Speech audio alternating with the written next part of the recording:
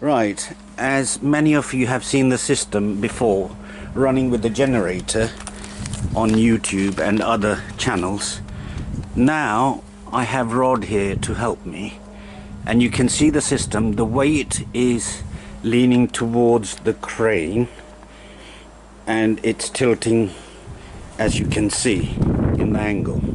So what we are going to do is measure two different measurements separately first, and then we will measure the two measurements simultaneously.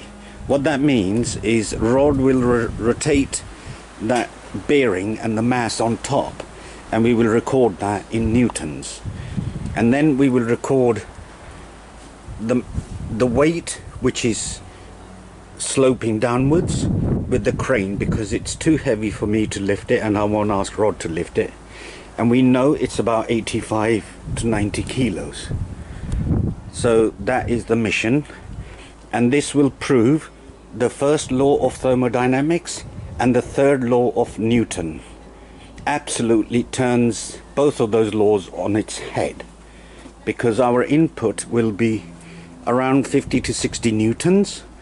We know this because we've done very quick test before, and this time we will do it systematically, so we have full evidence to prove what we're saying.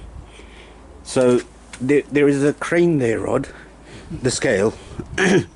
If you take that, switch it on please, let that roll. There is a downward slope on that side, so it naturally sits there. Is that on newtons? Yes. Right, if I can take a shot of that. Where is it? Right, it's on 0 and it's on newtons. Okay, so what we're doing, we're using that screwdriver on there to hook that crane on, and just put that, no, around the screwdriver, Like that? going this way, yeah? Right. So if you pull this in a rotational mode, and what I need to do is measure, right, okay, that's perfect. If you keep it under tension and keep coming this way, we want to do a whole circle. Let me just get through here. Sorry about this, I had to, I need to hold it there please, Rod, because that's where we need to get the tension recorded. So it's about 50 newtons.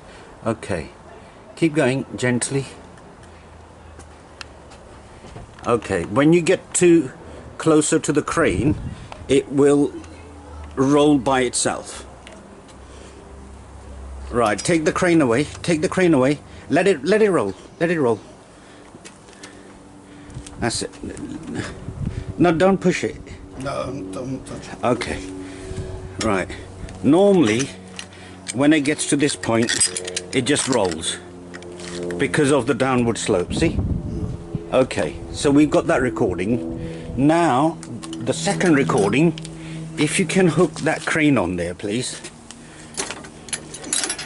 That's it. I need to see the crane. So what we're doing, the professor asked me to put this, you know, Come around this side. make a, yeah, I'll come around that side. Yeah, leave it there. Let me just get that shot in. So the disc is tilting towards the crane, about there. Yes?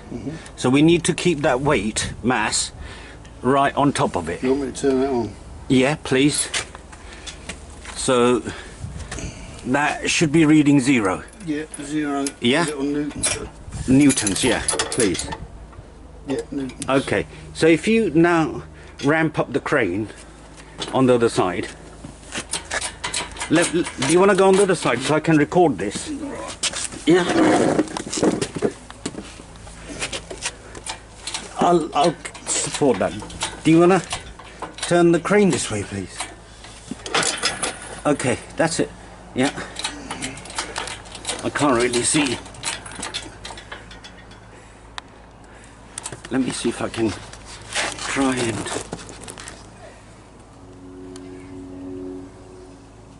Right, there is about 300 newtons there already. Okay, so if you keep pumping the crane, and it will get to its optimum.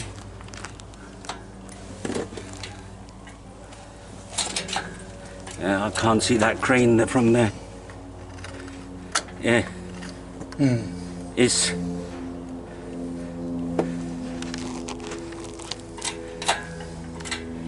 Right, that's 750. Keep going. No, see, that is resting on there. Right. So what we need to do is move that weight back to get the maximum. Yeah, there it is. I can see it. Can you push a bit more? Yeah, there. So if you lower the crane slightly, it's gone high too much. How do you do that one? Take that stick out, the pipe, pull it out, it just pulls out, yeah? And undo that gently, just there, yeah. So, what we need to do, right,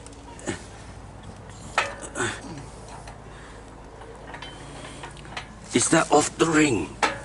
It should, okay, that, right, if you close that, yeah? And see if you can lift it gently again. Very gently. Right, go on. That's 300, 500. It should be around 880. Yeah. Keep going.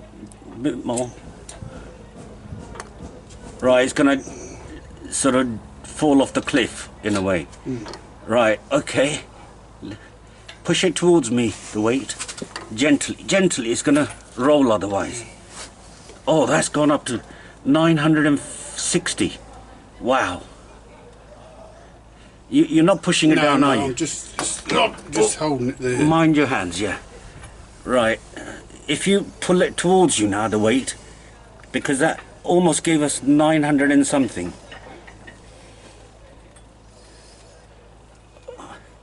Yes. It's... Yeah, it touches over 900 at one point. Yeah, that's good. We've got that now. Okay. So... What does that mean? Right. What we need to do now is take both of the readings together. Yeah? And we can't do that because that crane is in the way. Yeah? So maybe we should leave it as it is. Yeah? Yeah. Okay, I'm going to switch the camera off now. I think we've got a better reading today. Thank you, Rod. That certainly helps. And it was more to do with the angles. Yeah? I'm seeing more than... Oh, wow. It was well over 900 newtons there. Oh, wow. It went even... Yeah, you don't want to hurt yourself. That's the tipping point. Yes.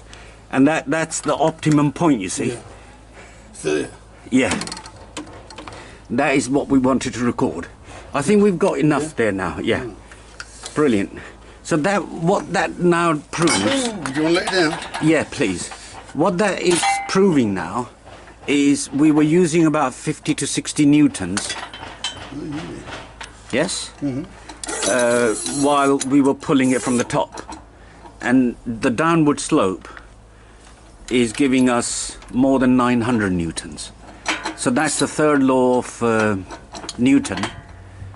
Every action has opposite and equal reaction. Well, this is a bit more than equal reaction. On your favour, though. On your side. Yeah, that would be the output. If you imagine that's connected to a linear motor or linear generator, so whatever the newtons is, which is approximately 950 we've recorded, or above 900, you multiply that by meters per second. So that gives you your power output. So we know that this travels up and down, the gap, you know, when the weight moves around, the travel between, on this shaft, from the downward to the upward slope is about 200 millimeters. So in 1 second, if it does 1.5 rotations, that moves up and down 3 times, which will mean 0.6 of a meter per second. So if you had 1,000 newtons, hypothetically, and you multiply that by 0.6 meters per second, that means it's giving you 600 watts of power output. And if you had 8 of these linear generators situated around the disk, so 600 times 8 is 4.8 kilowatts. Whereas your input, we already know that from the previous tests, is about 750 watts. That's a big marker. It is a serious difference.